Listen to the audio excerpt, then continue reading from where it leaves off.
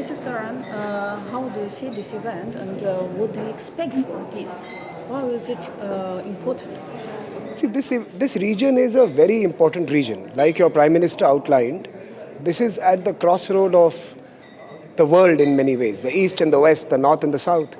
And this particular geography is going to be the most critical in the 21st century for connecting the vibrant and emerging economies of the South, from the Southern Hemisphere, from the tropics, from Asia, from India, to the markets and the populations in the North, in Europe, and of course even in the Atlantic. So this geography must express itself. They must tell the world what they want, how they see the world evolve, what must be the rules for the road in the 21st century. And this conference is an arena. It's a venue where experts from this part of the world are meeting with their counterparts from other regions and discussing that future that is going to implicate both of us. So this dialogue is in many ways an Armenian platform located in Yerevan but created for the world to come to a new arrangement in the 21st century that will lead to more growth, peace, stability, and better understanding of different cultures and contexts. Armenia has always been in many ways the boundary civilization. It has connected the world forever, and it must do so even now in the 21st century. So in that sense, how do you see the communications and transportation in this region? This region has, so many opportunities right now. You see that for example, I can give you an example of India alone. As India grows from $4 trillion to $10 trillion, it needs to find new ways of connecting its manufacturing and its services and its businesses to different parts of the world. So India is already thinking about so many different connectivity routes. For example, through Iran. For example, the North-South corridor. For example, investing in the greater proliferation of its trade through the Suez Canal. So we are looking for opportunities to connect. And your Prime Minister actually in this morning speech gave a blueprint on how this connectivity can happen. Literally, Armenia is located as the hub that can be the location through which multimodal transportations through different routes can occur. And I think it is a very, very positive agenda. For Baku, it's very boring that Armenia is cooperating with India when it comes to military. What do you think, Baku? What do you think Baku's vision in this case? Look, I don't know Baku's vision, and I also don't know about Baku's anxiety and worries. But I'm sure they are also thinking about their own future, like all of us must. But I think there is a certain geographical reality, there is a civilizational reality, there is a cultural reality.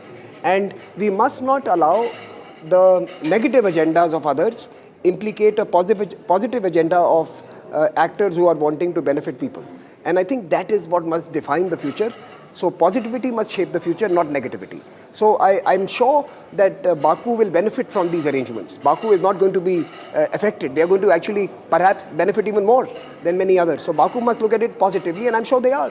They are hosting the COP29 this year, and hopefully that will give them a sense of being more positive in the multilateral agenda. And I'm quite confident that every actor in the region will see merit in the connectivity projects that are coming out of this region. Could you please sum up the main points for military cooperation between Armenia and India? Look, I'm not a military expert, so I will refrain from answering the question. But all I can say is that there is an inherent trust and inherent belief in both Armenia and India that they need to partner together. That is not my area of study, so I'm not going to be able to comment on what is really happening. But let's be quite clear that what we have done together in the last decade is going to only be strengthened in the next decade. So we are definitely in a relationship where we have deep trust and deep strategic interests that coincide. Thank you so much. What about a new but old transport corridor between Armenia, India, and Iran? This port Chabahar, how important for? Very, very important. In fact, the Chabahar port and the arrangement that can now the warehouse and the road transportation and on-land transportation that can now connect both Armenia as well as Georgia to Chabahar is vital, is very critical, and I'm sure it is going to be one of the most important developments in the times to come. So I'm quite confident about that corridor.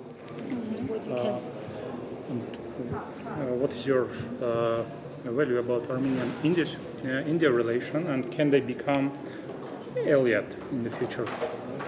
Can they become? As aliens. Look, I think these are labels from the 20th century. In the 21st century, partnerships is the way to go. Alliances is a very 20th century rigid conception in a world that does not exist anymore. We have to be more agile, more flexible, more nimble. We have to be able to adjust based on what is happening around us. Let us just say that the partnership that we have is robust, strategic, and based on deep trust. And that is itself a 21st century modern day management tool to respond to the world around us. And a couple words about the strategic interest India in our region. No, I said it in my remarks that you are the leading, for me, in this region, you are the leaders in technology. You are doing really well when it comes to smart agriculture and climate smart techniques for food processing. And I think these are two very important areas where Armenia has a lot to offer to the world and to India. And I think an India-Armenia partnership in industry, in technology, in agriculture is an obvious win-win for both of us. India is obviously at a stage where it will seek answers to its own challenges from all parts of the world. Armenia has some vital answers for India, has some vital inputs that it will contribute to India.